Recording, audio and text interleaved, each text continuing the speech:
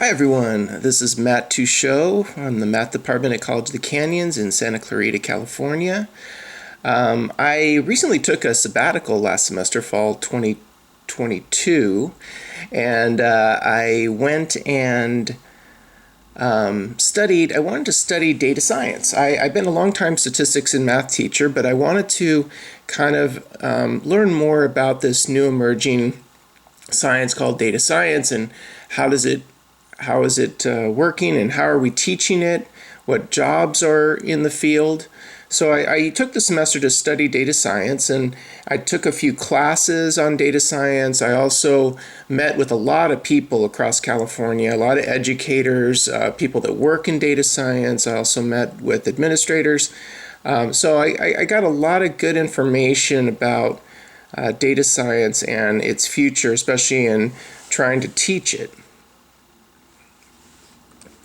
So, what has changed? So, the history of statistics was really about dealing with small amounts of data and trying to use that to figure out what's going on with large populations. So, again, in years and years ago, we had a limited ability to store data. Computer power was limited. So we had really small structured data is what we dealt with primarily, and then we'd use mathematics and statistics techniques to figure out what small samples may tell us about large populations. We also tended to focus a lot on cause and effect, what causes something. And because we're dealing with small data sets, we tended to, once the computer programs started coming out, they would all be sort of these small data analysis programs. But in the last, even 30 years or so, there's been a vast change in statistics. Now we have vast amounts of data, big data. We call it volume, velocity, and variety. So the volume of data is unbelievable. How much data we're collecting and saving every day, every minute, every second is off the charts. You would not believe how much data we have now. The velocity, how fast we can collect data, and the variety of data. We used to look for data that we thought was a very structured data that we could analyze. Now data could be anything. You could have pictures or videos or times or audio files. I mean, just anything. So data can be really anything now. We can store vast amounts of data in a variety of forms. Computers are so much better now, so much faster, the ability to store data has become really changed the game in terms of what we can do. The problem is now that you're dealing with huge amounts of data. So you to be able to even work with that data. A lot of times that data is not even in a structured form. Sometimes we just call it raw data, raw information that we can't even look at it and see what's going on with it. What we need to do is convert it into a structured form. And what that takes when you have millions and millions and millions of data values, you can't use small programs anymore. You need computer programming. So usually these large data programs and programming languages, Python, R, there's lots of different ones out there. And what that would do is allow us to convert raw data into structured, what we call tidy data. And that way we can analyze and visualize. So it's become in statistics, we're almost coming to the point now where you really need to have computer programming skills. In a lot of ways, data science is this mesh of computer science and statistics. So we have all the data analysis and statistics, all the things we know from all the years of using statistics and data analysis, but now we have to be able to deal with huge and vast amounts of data and be able to use computer programming skills to be able to even to visualize it. Another thing that was interesting, I thought was that Again, when we were dealing with small amounts of data in the past, and we focused on cause and effect, now the data is so vast that we tend to look more on focus more on correlations and using correlations to predict things. And that was something we always did in statistics, but it's even become more prominent. Not worrying, because you have so much data, you're not worrying so much about trying to prove one thing causes another, but trying to see what will happen. So what is data science? There's lots of different definitions of data science. I always like this one. The science of collecting, formatting, visualizing, and analyzing vast amounts of data in order to answer questions that have never been answered before. So that's a good definition of data science. The key about data science is that we're trying to answer novel questions, and the question really is key. The question drives data science analysis. So if we're trying to make a decision based on data, we need to know what's the question you're trying to answer.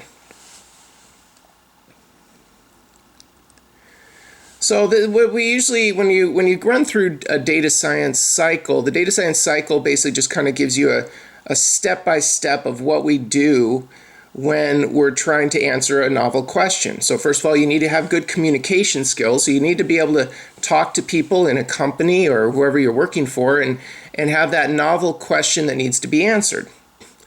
Then we need to collect or find data from an appropriate source.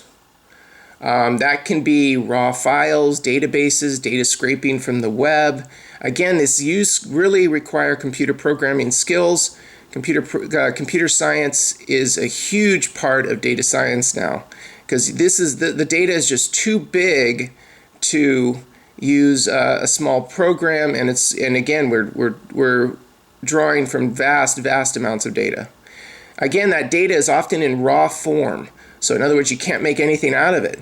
So you have to use computer programming to sort of clean the data and format the data, turn it into a structure. Sometimes we call this tidy data, where you have nice columns and rows.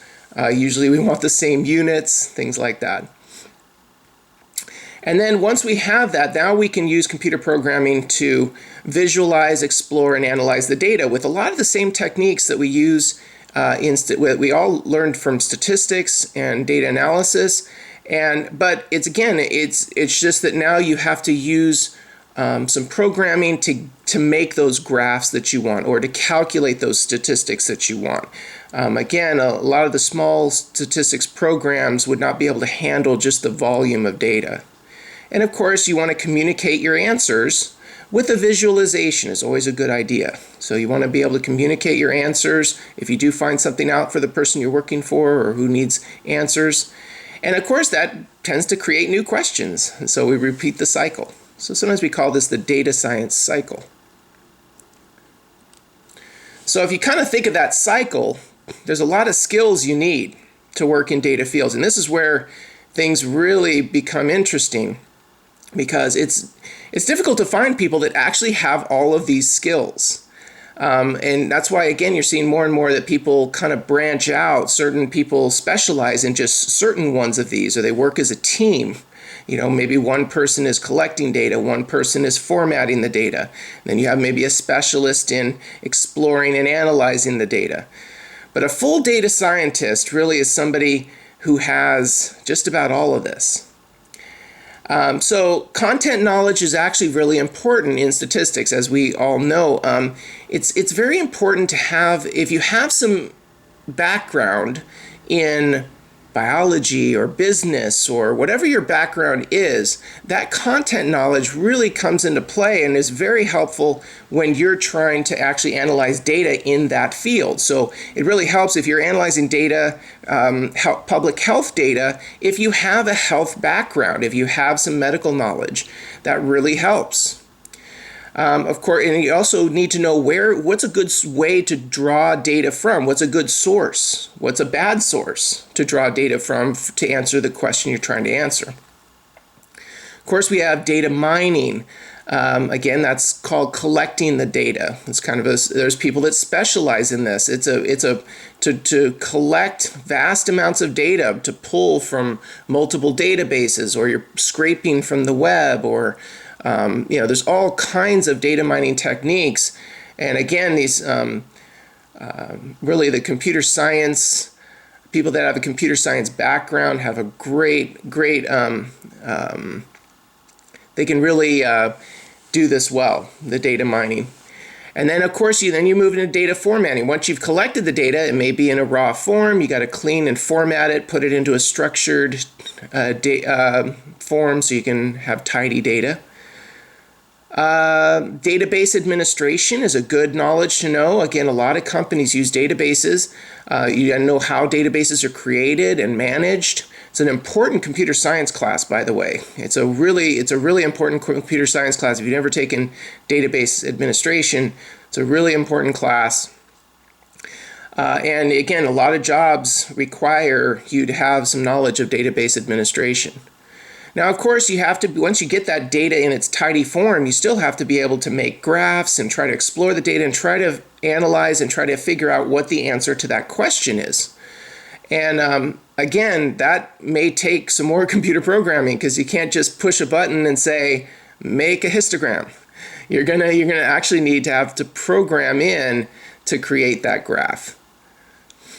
And then, of course, statistics and data analysis skills should not be underestimated. Just because we have grown up, or worked with statistics and data analysis with small data sets, a lot of those same principles still apply to bigger data sets.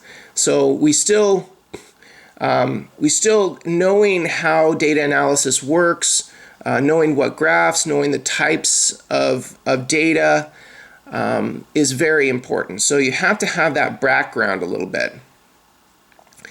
And then, of course, now we have something called machine learning, which is this whole AI movement, which is to program algorithms and statistical models into computer systems so that computers can learn, adapt, and analyze without explicit instructions. So this is an important part of data science as well.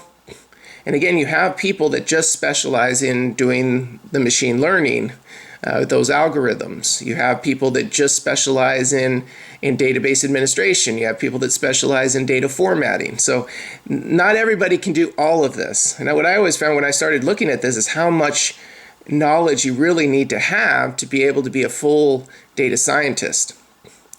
And again, one of the last things I'll mention is ethics and communication skills. You got to be able to communicate with people. A lot of times we're working on teams, and of course you have to communicate with your user, the person that's asking you the question, or your boss, or the people that you're finding data to answer the questions for. You have to have good communication skills. Ethics are always an important part of statistics, because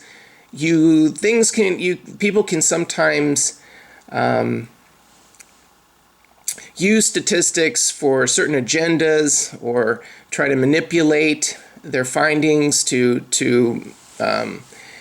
support their own opinions or things like that. You can also get into, if you have somebody with hacking skills, they could hack into computers. So again, having ethics, I think, is an important part of being a good data scientist.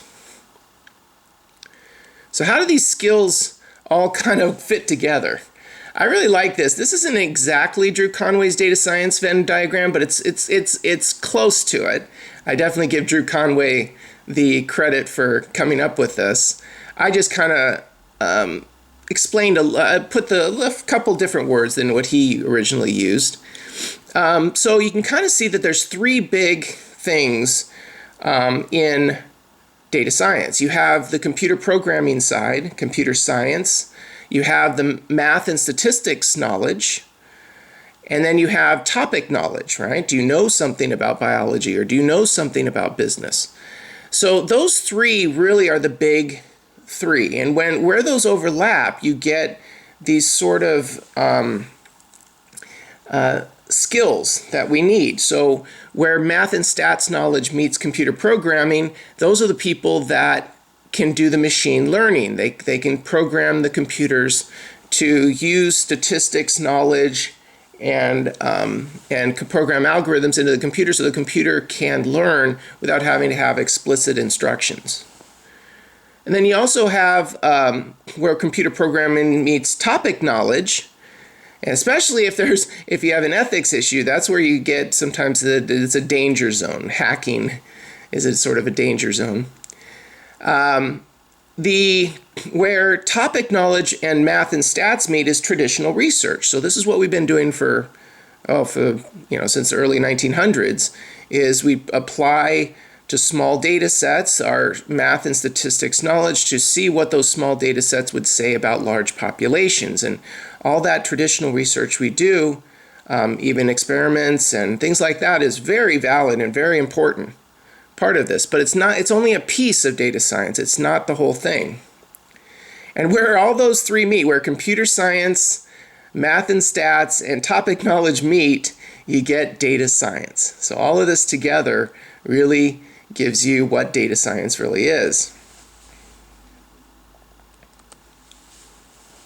Now, there's massive amounts of raw data, right? When we were saying we're going to collect raw data, and it's being collected all the time in massive forms in all kinds of different formats. We have pictures, we have audio files, we have videos, we have all kinds of time data, we have just massive amounts of data. And raw data looks kind of incomprehensible when you start pulling it out. And this does really not do it justice. You're talking about, millions and millions of these that you might have when you pull data. So we're dealing with massive amounts of raw data that we can't really make sense out of, right? That's kind of the one thing that's very important of this. So what do we have to do? Well, we have to use computer programming to turn the raw data into something we can understand. Right? So we often use programming languages like R and Python to turn this raw data into something we can make sense of.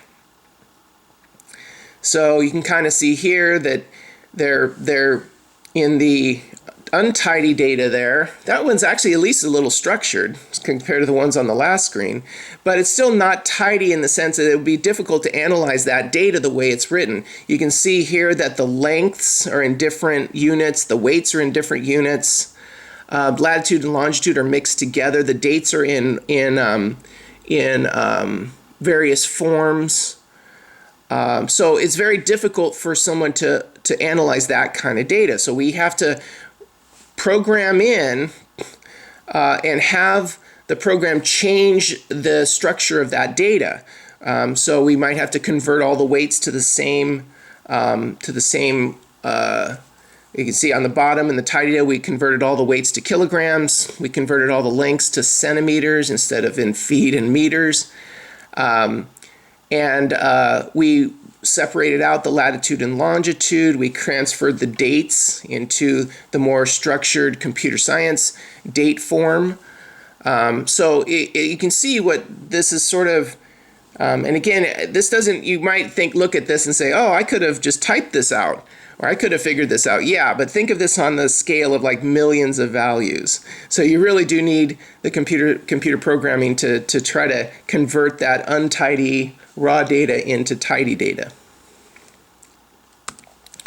All right, so how do we do that? Well, we need a program. We need programming software. And there's a lot of different ones. And this is probably one of the biggest things about data science in terms of jobs, is that every company, university, sports team, everybody needs people that know how to analyze data, and especially when you're analyzing data on a grand, huge scale, you need these programs.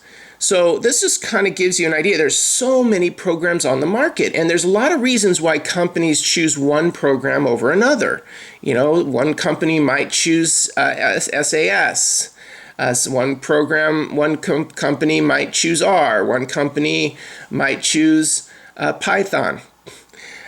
So there's a lot of tons, and this is not even the complete list. I have a whole nother slide that has like more and more of them.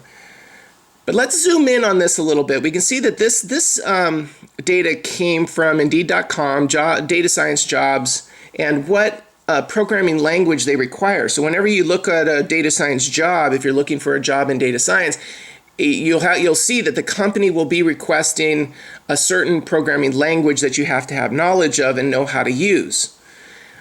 So if we zoom in here, we can kind of see that the biggest one, actually, the one that's, and this changes every, it's been changing quite a bit, but right now Python is on the top. Python is the most requested programming language. This is really above, about, and on Indeed.com, when we pulled this data, it's about over 25,000, probably closer to 28,000 jobs on Indeed.com were requesting Python. Python is a good program, by the way. It's actually much easier to learn than some of the other programs. It's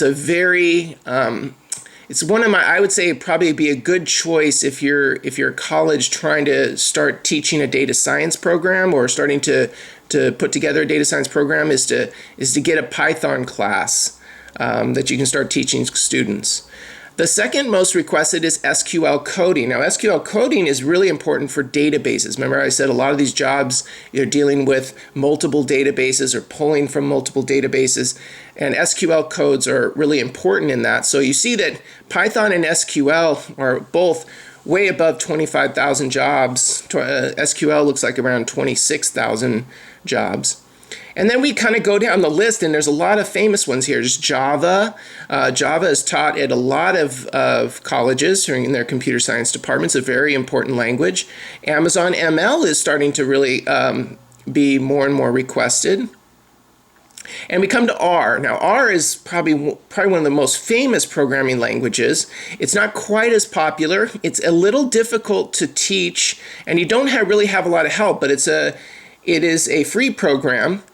Very powerful, and there are websites online that are devoted just to R programming and learn how to program with R. Having a little knowledge of R programming is useful, even if you know Python. We see C++ on there, very important computer science programming language that's requested. We see Tableau, which is a very good visualization software. SAS is a very famous program.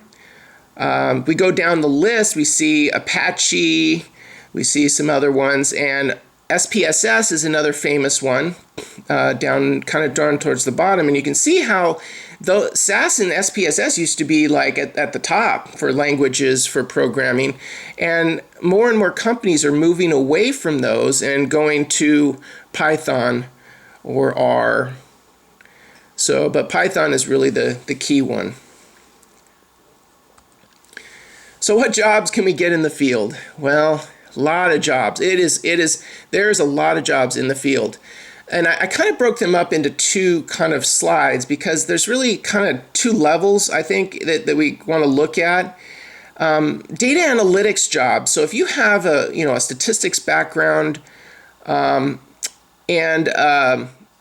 you've learned maybe a little bit of Python so that you can do or R, so you can do a little bit of computer programming at least to make graphs and figure out statistics for large data sets. Data analytics jobs works really well, but you really got to have a little bit of a statistics or data analysis background. And you can get this. There's a lot of I think this is a really good there's certificate programs out there. There's also degree programs in data analytics. And usually data analytics goes with database administration. Most programs I've seen in California, at least, they teach both of these together because they know that if you're doing data analytics, you're probably going to need to work with a database at some point. So they'll teach SQL and database administration. And so that's important. You can see there's a big listing of jobs there, and there's more and more the requirements that people need people that have some training in these fields. So you can really get away with, I mean, I really think when I see, especially the certificate programs are really good. I mean, you don't really need to have a degree, though some companies will definitely ask for a degree. What they're more in talking with people that work in the field, they're more looking at, do you have the skills? So you want to actually be able to prove that you have the skills. Like if you say, oh, I can do R programming or I can do Python programming, you have to show them a portfolio where you've done, code and you've actually analyzed big data sets, and so they're really looking for those key skills. Now, what about for the higher level jobs? Again, these are jobs that, again, require not just math and statistics knowledge, but they also need to have a significant amount of computer science knowledge. You really need to have quite a bit of computer science. Of course, a machine learning specialist, a machine learning scientist, those are people that program computers with sort of statistics algorithms so that the computer can learn and optimize and not have to be told what to do all the time. An important job, and again, higher pay. Data mining, people that specialize in collecting and or maybe someone who formats the data and cleans the data as well. And then you have a full data scientist. So a data science, this is usually people that have a degree of some kind. There's a lot of bachelor's degree in data science is a very popular degree, though it is difficult. And a lot of the data science degree programs I've seen are very difficult to get through. The amount of mathematics, high-level mathematics and high-level computer science classes is quite a bit. But these are the really, again, usually a high-level statistician nowadays has to have some knowledge in computer programming as well. So a statistician, data scientist, a data science manager, these are all jobs that require quite a bit of education. So we can kind of see a couple things that in looking through, there's many jobs available in data fields. Depending on how much education you have. Again, more education, more experience, more pay. That's kind of how it works. It has good job security. It's usually listed in some of the top jobs in the country. Good pay. Again, education, you need, of course, degrees. Some jobs will say, do you have at least a bachelor's degree in a data field or data analysis or data science. But also there's a lot of good certificate programs out there. And experience is really important.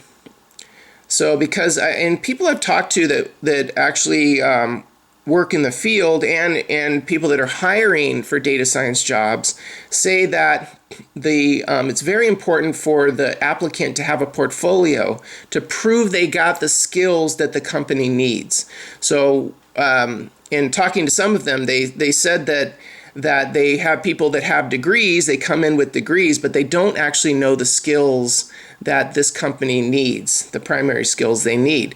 So just because you have a degree or a certificate doesn't necessarily guarantee you the job, because they really want to see that you have those key skills of computer programming, statistics and data analysis and those kind of key skills. And the programming language that company is using. So here's some data. I got this from Daleen and her team in institutional research at College of the Canyons. Daleen is awesome.